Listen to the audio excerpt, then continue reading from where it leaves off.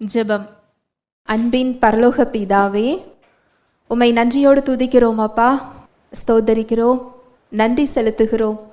நன்றி ஆவியானவரே, உம்மை போற்றுகிறோம், உம்மை புகழுகிறோம், உம்மை வணங்குகிறோம் ராஜா. ஒருவருக்கே எங்கள் ஆராதனையை செலுத்துகிறோம். துதிக்கு பாத்திரரே, உமக்கு நன்றி செலுத்துகிறோம் ஐயா. எங்களுக்கு என்ன என்ன தேவைகளோ எல்லாவற்றையும் நீர் செய்து முடித்திருக்கிறீர். இந்த சத்தியத்தை நாங்கள் அறிந்து கொள்ளும் போது, உம்மை நாங்கள் அறிந்து கொள்ளும் போது, நீர் கொடுத்த விடுதலையை, மீட்பின் பலன்களை எங்கள் வாழ்வில் பெற்றுக்கொள்ளுகிறோம். சகல சத்தியத்திற்கு நேராக எங்களை வழி நடத்துகின்ற சத்திய ஆவியானவரே, வேதத்தின் இரகசியங்களை, மறைபொருட்களை எங்களுக்கு எளிமையாக நாங்கள் புரிந்து கொள்ளும் வகையில் எங்களுக்கு கற்றுக் கொடுக்கிறதற்காக நன்றியப்பா. தடைகளை, மனக்கடினத்தை இயேசுவின் நாமத்தினாலே அப்புறப்படுத்துகிறேன். சத்தியத்தை அறிந்து கொள்ளக்கூடிய, அதை தாழ்மையாக ஏற்றுக்கொள்ளக்கூடிய உணர்வுள்ள இருதயங்களை எங்கள் ஒவ்வொருவருக்கும் நீர் தருகிறதற்காய் நன்றி செலுத்துகிறேன். எங்களுடைய தேவைகளை அறிந்திருக்கிறீர்.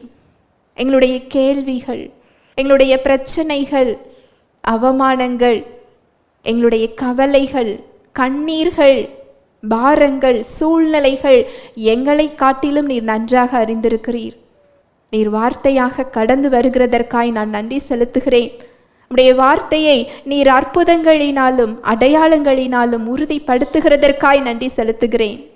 இயேசுவின் மூலம் ஜெபிக்கிறேன் நல்ல பிதாவே, ஆமேன். Price the Lord. ஹல்லேலூயா. நன்றி இயேசுவே.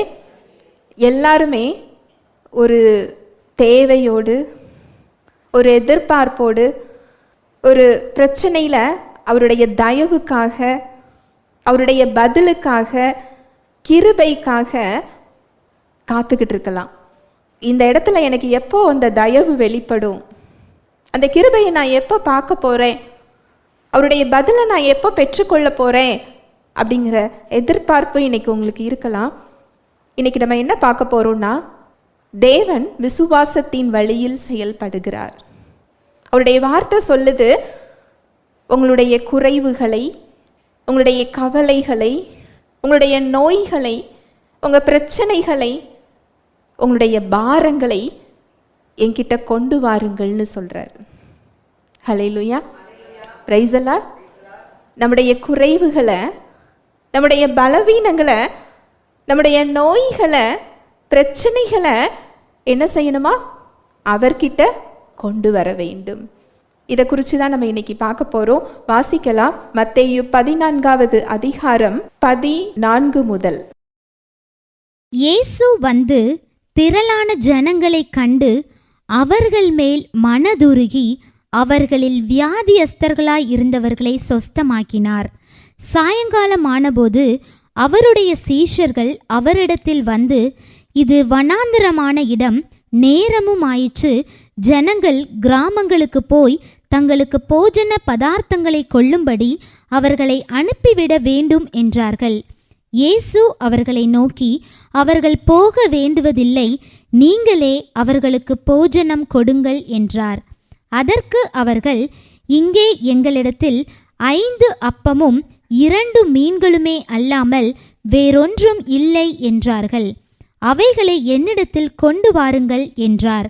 அப்பொழுது அவர் ஜனங்களை புல்லின் மேல் பந்தி இருக்க கட்டளையிட்டு அந்த 5 அப்பங்களையும் அந்த 2 மீன்களையும் எடுத்து வானத்தை அண்ணார்ந்து பார்த்து ஆசீர்வதித்து அப்பங்களை பிட்டு சீஷர்களிடத்தில் கொடுத்தார்.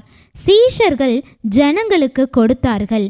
எல்லாரும் சாப்பிட்டு திருப்தி அடைந்தார்கள். மீதியான துணிக்கைகளை 12 கூடை நிறைய எடுத்தார்கள். ஆண்டவராகிய இயேசு கிறிஸ்து மக்களுக்கு உபதேசிக்கிறார். அவருடைய சீஷர்களும் அவரோடு கூட இருக்கிறாங்க.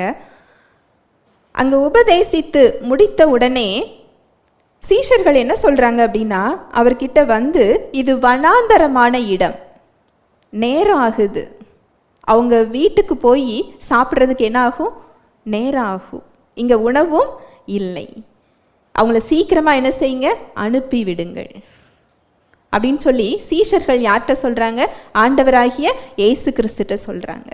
அந்த சூழ்நிலையை எடுத்து சொல்றாங்க. அதுக்கு இயேசு என்ன சொல்றார் பாருங்க. இயேசு அவர்களை நோக்கி, அவர்கள் போக வேண்டுவது இல்லை, நீங்களே அவர்களுக்கு போஜனம் கொடுங்கள் என்றார். பல்லாயிரக்கணக்கான கூட்டம்.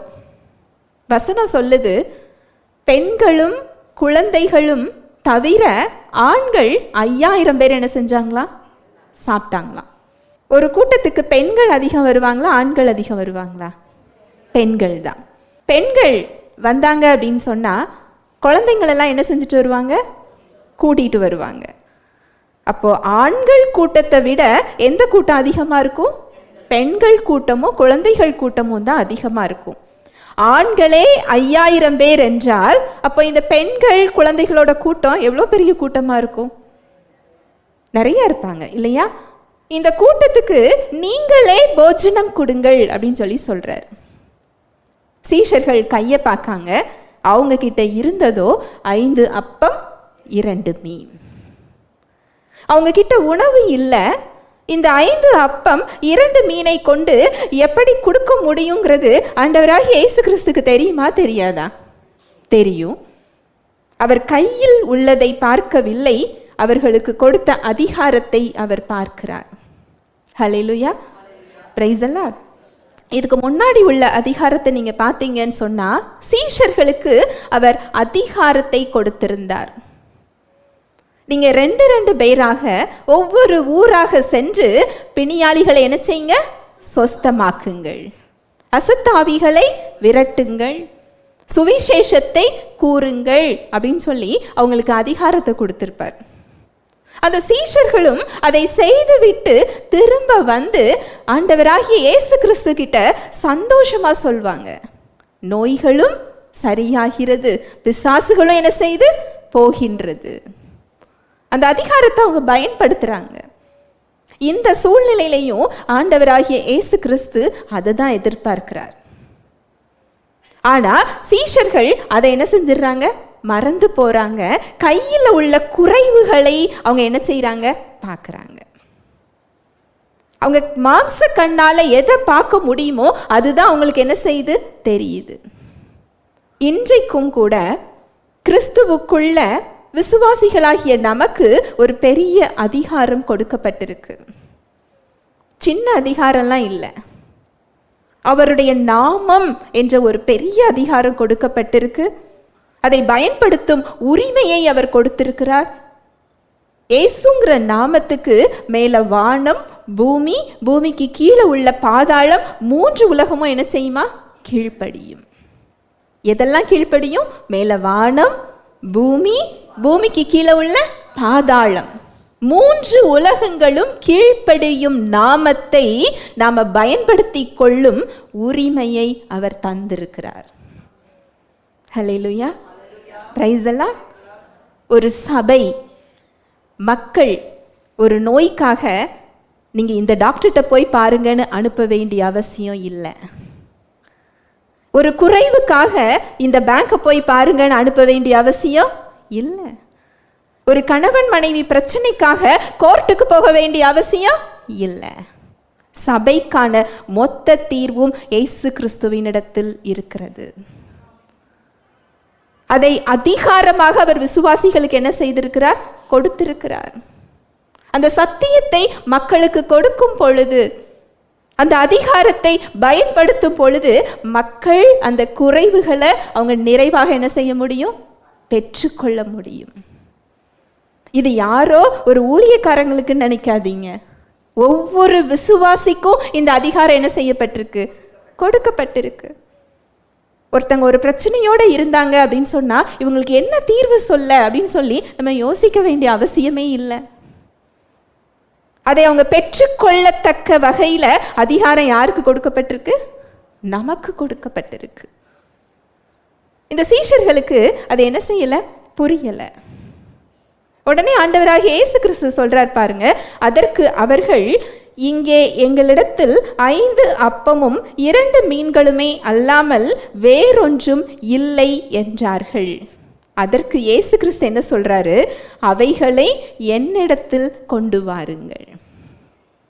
ஒவ்வொரு விசுவாசிக்குள்ளேயும் நீங்க இன்னைக்கு என்ன குறைகளோட நிற்கிறீங்களோ, என்ன தேடலோட நிற்கிறீங்களோ, என்ன பிரச்சனையோட நிற்கிறீங்களோ, அதற்கான தீர்வு உங்களுக்குள் இருக்கிறது. நீங்க இயேசு கிறிஸ்துவை இரட்சகராக ஏற்றுக்கொண்டிருந்தீங்கன்னா உங்க புதிதாக்கப்பட்ட ஆவியில் விடுதலை இருக்கிறது, சமாதானம் இருக்கிறது, சுகம் இருக்கிறது, சந்தோஷம் இருக்கிறது, பரிசுத்தம் இருக்கிறது, அவருடைய தகுதி இருக்கிறது. ஒரு விசுவாசியோட ஆவியில தேவையான எல்லா வாழ்வும் என்ன செய்யப்பட்டிருக்கு? கொடுக்கப்பட்டிருக்கு. ஆனா நாம எங்க தேடிக்கிட்டு இருக்கிறோம்? வெளியே தேடிக்கிட்டு இருக்கிறோம். தேவனுடைய கரத்தை பார்த்து கொண்டிருக்கிறோம். அவர் நம்மை பார்த்து கொண்டிருக்கிறார். அதனாலதான் ஆண்டவராகிய இயேசு கிறிஸ்து சொல்கிறார், சத்தியத்தையும் அறிவீர்கள், சத்தியம் உங்களை விடுதலையாக்கும். நீங்க சத்தியத்தை அறிந்து கொள்ளும் போது அந்த விடுதலை இயல்பாகவே உங்கள்ட்ட என்ன செய்யும்? வெளிப்படும். இயல்பாகவே அவர் என்ன கொடுத்திருக்கிறாருங்கிறத தெரிந்து கொள்ளும் போதே உள்ள விடுதலை வெளிப்பட ஆரம்பிக்கும். நிறைய பேர் இந்த விடுதலையை பெறதை நாங்க பார்க்கிறோம். அந்த சத்தியம் சிந்தனைகளுக்குள்ள போகும் பொழுதே அதை விசுவாசிக்கக்கூடிய விசுவாசத்தையும் அந்த வார்த்தையில் அவர் வைத்திருக்கிறார். அதை அவங்க நம்பும் பொழுது எப்பேற்பட்ட கட்டுகளா இருந்தாலும் அங்க அந்த கட்டுகள் என்ன செய்யப்படுது? உடைக்கப்படுகிறது. சுகம் பெற்றுக்கொள்றாங்க, பாவ விடுதலையை பெற்றுக்கொள்றாங்க, சாப விடுதலையை பெற்றுக்கொள்றாங்க. ஏன்னா ஏற்கனவே அதற்கான ஒரு விலை சிலுவையில் என்ன செய்யப்பட்டாச்சு? கொடுக்கப்பட்டாச்சு. அவைகளை என்னிடத்தில் கொண்டு வாருங்கள். அந்த குறைவை அவர் என்ன சொல்றாரு? என்கிட்ட கொண்டு வாங்க. அந்த குறையை என்ன செய்யாதீங்க? பார்க்காதீங்க. ஏன்னா அவரிடத்தில் தான் என்ன இருக்கு? விடுதலை இருக்கிறது. இன்றைக்கு அவர் உங்களை பார்த்து சொல்றதும் அதுதான். எந்த குறைகளோட நிற்கிறீங்களோ அந்த குறைகளை என்ன செய்யுங்க? என்கிட்ட கொண்டு வாங்க. நோயோடு இருக்கிறீங்களா? அந்த நோயை என்ன செய்யுங்க? என்கிட்ட கொண்டு வாங்க. பாவத்தோடு போராடுறீங்களா? அந்த பாவத்தை என்ன செய்யுங்க? என்கிட்ட கொண்டு வாங்க. சாப விளைவுகளோட இருக்கிறீங்களா? குறைவுகளோட, பலவீனத்தோட, கண்ணீரோட, அவமானத்தோட, பயத்தோட, கவலையோட, என்னவித கட்டுகளோடு இருந்தாலும் சரி, அதை என்னிடத்தில் கொண்டு வாருங்கள். அவர்கிட்ட கொண்டு வர்றதுன்னா எப்படி? அவரோட வார்த்தை கிட்ட போறது. அவர் வேற, அவருடைய வார்த்தை வேற கிடையாது. ஆதியிலே வார்த்தை இருந்தது, அந்த வார்த்தை தேவனிடத்தில் இருந்தது, அந்த வார்த்தையே எப்படி இருந்ததா? தேவனாய் இருந்தது. நம்ம செய்யற பெரிய தவறு என்ன அப்படின்னா, தேவன் வேற, அவரது வார்த்தை வேறன்னு என்ன செஞ்சுக்கிட்டு இருக்கிறோம்? பார்த்து கொண்டிருக்கிறோம். அவரும் அவருடைய வார்த்தையும் ஒன்று. அவருக்கு என்ன ஆளுமை திறன் இருக்கிறதோ, அவருக்கு என்ன வல்லமை இருக்கிறதோ, அவருக்கு என்ன இயல்பு இருக்கிறதோ, அதே ஆளுமை, அதே வல்லமை, அதே இயல்பு அவர் வார்த்தைக்குள்ளும் இருக்கிறது. அவரை பார்க்கின்ற பிரகாரமாக அவர் வார்த்தையை நாம் ஏற்றுக்கொண்டாலே நம்ம விடுதலையை பார்க்க ஆரம்பிச்சிருவோம். அவர் வேற, அவருடைய வார்த்தை வேற நினைச்சுக்கிட்டு இருக்கிறோம், பார்த்துக்கிட்டு இருக்கிறோம். ஒரு நோய் அப்படின்னு சொன்னா அவருடைய வார்த்தை அதை குறித்து என்ன சொல்லுது? நோயை குறித்த சத்தியம் என்ன? சத்தியம் அப்படின்னு சொன்னாலே ஒரே சத்தியம்தான். இயேசு கிறிஸ்து தான் சத்தியம். நானே வழியும் சத்தியமும் ஜீவனுமாய் இருக்கிறேன். நீங்க இயேசு கிறிஸ்துவை அறிந்து கொள்ளாமல் தேவனுடைய வார்த்தையை புரிந்து கொள்ள முடியாது. அந்த வசனம் உங்களுக்கு என்ன செய்யாது? புரியாது. தேவன் ஏன் மாம்சத்தில் வெளிப்பட்டார்? அவர் எனக்கு செய்தது என்ன? என்னை தேடி ஏன் வந்தார்? அவருடைய இரத்தம் எனக்காக என்ன செய்திருக்கிறது? ரட்சிப்பில் எனக்கு என்ன கொடுக்கப்பட்டிருக்கிறது? என்னை தேடி ஒருத்தர் வந்திருக்கிறாரு, எனக்காக உயிரை கொடுத்திருக்கிறார் அப்படின்னா நாம் அதை தெரிந்து கொள்ளணும்ல, இல்லையா? உயிரை கொடுக்கறதுங்கிறது சின்ன விஷயமா? நமக்கு ரொம்ப பிடிச்சவங்களுக்காக நம்ம உயிரை கொடுத்துருவோமா? இல்லை. நம்ம பிள்ளைங்களுக்காகவோ, பெற்றோர்களுக்காகவோ, கணவனுக்காகவோ, மனைவிக்காகவோ, யாருக்காகவோ என்ன செய்ய முடியாது? உயிரை கொடுக்க முடியாது. நமக்காக ஒருவர் உயிரை கொடுத்திருக்கிறார் என்றால் அது ஏங்கிறத தெரிந்து கொள்ள வேண்டும். எனக்காக அவர் கொடுத்திருக்கிறார், எனக்காக அவர் இறங்கி வந்திருக்கிறார், என்னை தேடி வந்தார். இதை நீங்க தெரிந்து கொள்றது தான் சத்தியத்தை அறிந்து கொள்றது. நோயை குறித்து அவருடைய வார்த்தை என்ன சொல்லுகிறது? வாசிக்கலாம்.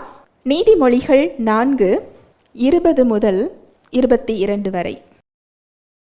என் மகனே, என் வார்த்தைகளை கவனி, என் வசனங்களுக்கு உன் செவியை சாய்.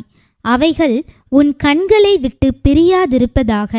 அவைகளை உன் இருதயத்துக்குள்ளே காத்துக்கொள். அவைகளை கண்டுபிடிக்கிறவர்களுக்கு அவைகள் ஜீவனும் அவர்கள் உடலுக்கெல்லாம் ஆரோக்கியமுமாம். என் மகனே, என் வார்த்தைகளை கவனி, என் வசனங்களுக்கு உன் செவியை சாய். ஏன் வார்த்தையை கவனி அப்படின்னா என்ன அர்த்தம் தெரியுமா? ஒரு கிளாஸில் டீச்சர் பாடம் நடத்தும்போது பசங்களை பார்த்து சொல்லுவாங்க, டேய் ஒழுங்காக கவனிடா அப்படின்னு சொல்லுவாங்க. ஏன் அப்படி சொல்கிறாங்க? அந்த கிளாஸில் தான் பிள்ளைங்க என்ன செஞ்சிட்ருப்பாங்க? இருந்துட்டுருப்பாங்க. அவங்க கண்கள் டீச்சரை தான் பார்க்கும். ஏன் அந்த வார்த்தையை டீச்சர் சொல்கிறாங்க? அந்த உருவம் அங்கே இருந்தாலும் கண்கள் டீச்சரை பார்த்தாலும் சிந்தனை என்ன செய்யும்? வேற பக்கம் போகும். அதை தான் இங்க அவர் சொல்றாரு. என் மகனே, என் வார்த்தைகளை என்ன செய்யி? கவனி. அந்த குறைவு கண்களுக்கு என்ன செய்யும்? தெரியும். நோய் கண்களுக்கு என்ன செய்யும்? தெரியும். டாக்டரோட ரிப்போர்ட் நம்ம கண்களுக்கும் காதுக்கும் என்ன செய்யும்? கேட்கும். மற்றவங்க சொல்ற காரண காரியங்கள், அனுபவங்கள், உலக அறிவுகள் நம்ம காதுக்கும் கண்ணுக்கும் என்ன செய்யும்? தெரியும். அதெல்லாம் விட்டு ஏன் வார்த்தை என்ன செய்யி? கவனி. எவ்வளவு அழகான வசனம் பாருங்களேன். என் மகனே, என் வார்த்தைகளை கவனி, என் வசனங்களுக்கு உன் செவியை சாய். அந்த குறைவுகளுக்கும் அந்த நோய்க்கும் உலகத்துக்கும் உன் செவியை என்ன செய்யாத? சாய்க்காத. ஏன் வார்த்தைக்கு என்ன செய்யி? சாய். இந்த சாய்ஸ் யாரோடதுன்னு நினைக்கிறீங்க? நமக்காக தேவன் செய்ய முடியும்னு நினைக்கிறீங்களா? இல்லை. ஜீவனும் வாழ்வும் மீட்பும் சிலுவையில் கொடுக்கப்பட்டாச்சு. இந்த சாய்ஸ் யாரோடது தான்? நம்முடையது. அதுவும் ஒரு நாள் அனுபவம் இல்லை, தினம் தினம் ஒவ்வொரு சூழ்நிலைகள்லையும் எதுக்கு என் கண்ணை நான் பார்க்க போறேன், எதுக்கு என் செவியை நான் என்ன செய்ய போறேன்? சாய்க்க போறேன். நம்முடைய தீர்மானம் தான். அவைகள் உன் கண்களை விட்டு என்ன செய்யக்கூடாதா? பிரியாதிருப்பதாக. அவைகளை உன் இருதயத்துக்குள்ள என்ன செய்? காத்துக்கொள். அவைகளை கண்டுபிடிக்கிறவர்களுக்கு அவைகள் ஜீவனும் அவர்கள் உடலுக்கெல்லாம் அது என்னதா? ஆரோக்கியம். இந்த ஆரோக்கியம் அப்படிங்கிறது ஆங்கில வேதாகமத்தில் எப்படி இருக்கும் அப்படின்னா மெடிசின், மருந்துன்னு இருக்கும். ஹல்லேலூயா, பிரைஸ் அல்லாஹ். தேவனுடைய வார்த்தை என்னதா? மருந்து. இந்த மருந்தை உலகத்தில் எங்கெல்லாம் தேடிக்கிட்டு இருக்கிறோம் இல்லையா? அவர் நமக்கு என்ன மருந்தை கொடுத்திருக்கிறாரா? தேவ மருந்து. ஆனா இந்த தேவ மருந்தையும் ஜீவனையும் எல்லோரும் கண்டுபிடிப்பது இல்லை. அதை கண்டுபிடிக்கிறவர்களுக்கு அப்படின்னா என்ன அர்த்தம்? வெகு சிலரே அதை என்ன செய்யறாங்க? கண்டுபிடிக்கிறாங்க. அதை யாரு கண்டுபிடிப்பாங்கன்னு சொன்னா மேல சொன்ன அந்த 2 வழிமுறை தான். யார் ஒருத்தங்க அவர் வார்த்தையை கவனிக்கிறாங்களோ, யார் ஒருத்தங்க அதை கேட்குறாங்களோ, யார் ஒருத்தங்க கண்ணை விட்டு பிரியாமல் இருக்கிறாங்களோ, யார் ஒருத்தங்க இருதயத்துக்குள்ள பத்திரப்படுத்தி கொள்றாங்களோ அவங்க அதை என்ன செஞ்சிடறாங்க? கண்டுபிடிச்சிடுறாங்க. அது உடலுக்கெல்லாம் எதை கொடுக்குதா? ஆரோக்கியத்தையும் மருந்தாகவும் செயல்படுதான்.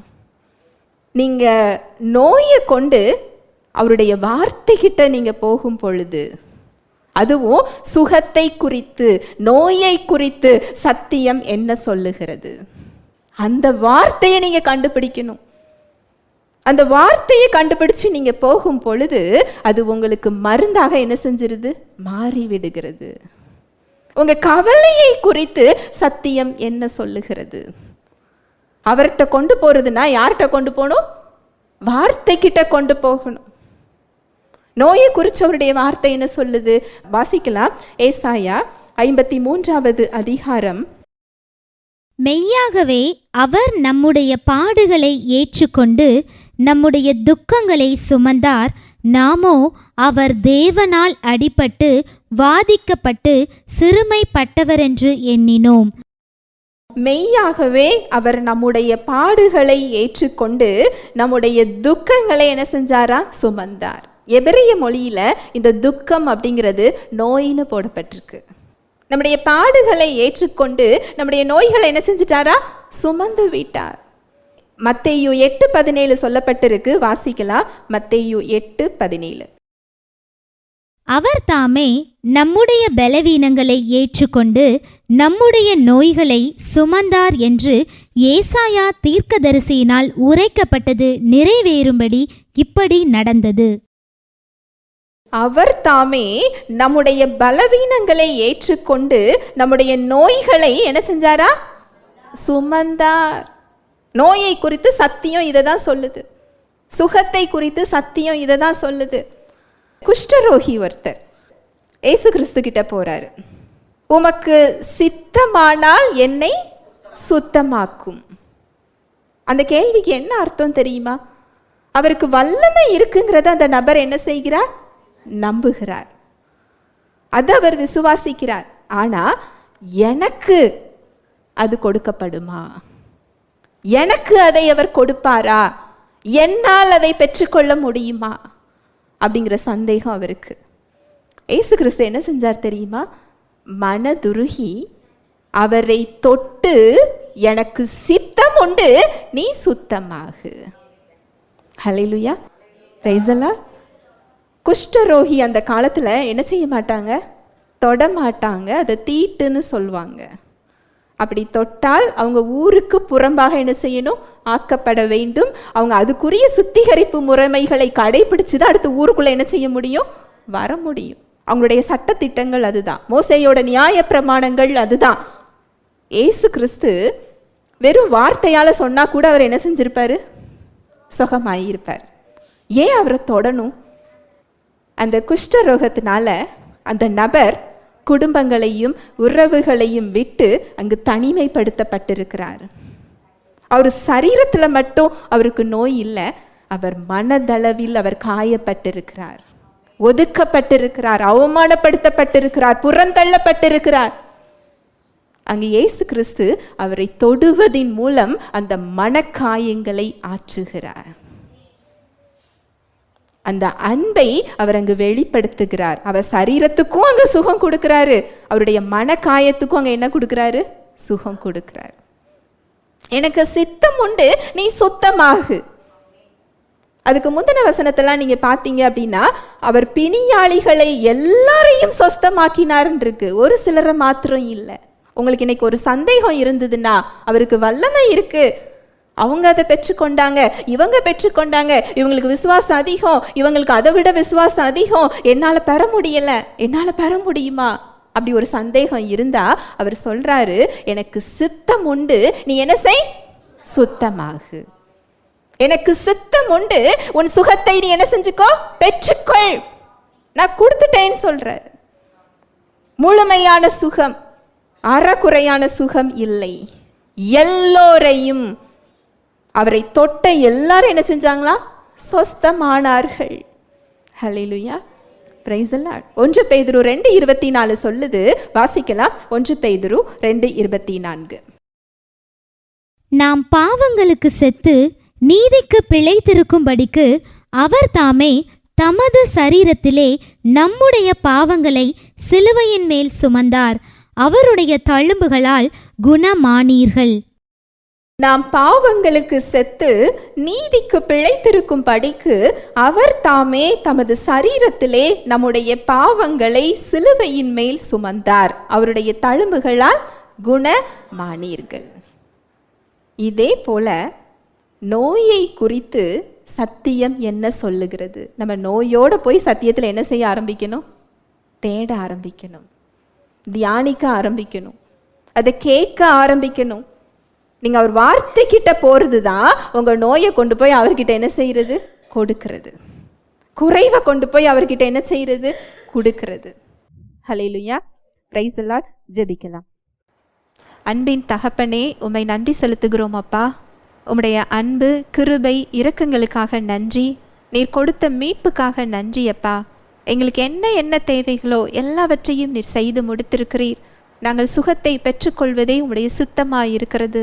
எங்கள் வாழ்வில் விடுதலையை பெற்றுக்கொள்கிறதே உமக்கு விருப்பமாய் இருக்கிறது. எங்கள் வாழ்வில் மகிமைப்பட நீர் காத்து கொண்டிருக்கிறீர். உம்முடைய சத்தியத்தை எங்களுக்கு நீர் கற்றுக் கொடுத்து கொண்டிருக்கிறீர். நாங்கள் மாற வேண்டிய இடங்களை எங்களுக்கு சுட்டி காண்பித்திருக்கிறீர்.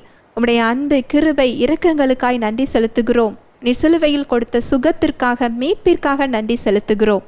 வந்திருக்கிற ஒவ்வொருவரையும் உடைய கரத்தில் தருகிறேன்.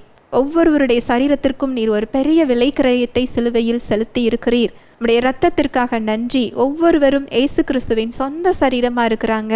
பரலோக ராஜ்யத்தின் திறவுகோள்களை எங்களுக்கு நீர் கொடுத்திருக்கிறீர். பூமியில் நான் எதை கட்டுகிறேனோ அது பரலோகத்தில் கட்டப்பட்டிருக்கும். பூமியில் நான் எதை கட்டவிழ்க்கிறேனோ அது பரலோகத்தில் கட்டவிழ்க்கப்பட்டிருக்கும் என்று உம்முடைய வார்த்தை சொல்லுகிறது.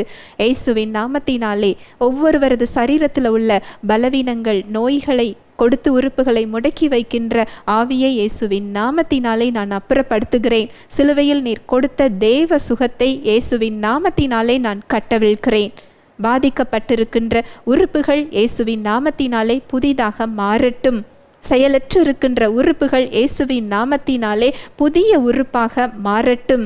கிறிஸ்துவை மரித்தோரிலிருந்து எழுப்பின வல்லமையுள்ள ஆவியானவர் உங்களுடைய சரீரத்தை, உறுப்புகளை உயிர்ப்பித்து கொண்டிருக்கிறார். வல்லமையுள்ள ஆவியானவரால் நீங்கள் உயிர்ப்பிக்கப்பட்டு கொண்டிருக்கிறீங்க. இயேசுவின் நாமத்தினாலே உங்களது சுகத்தை இப்பொழுதே நீங்கள் பெற்றுக்கொள்ளுங்கள்.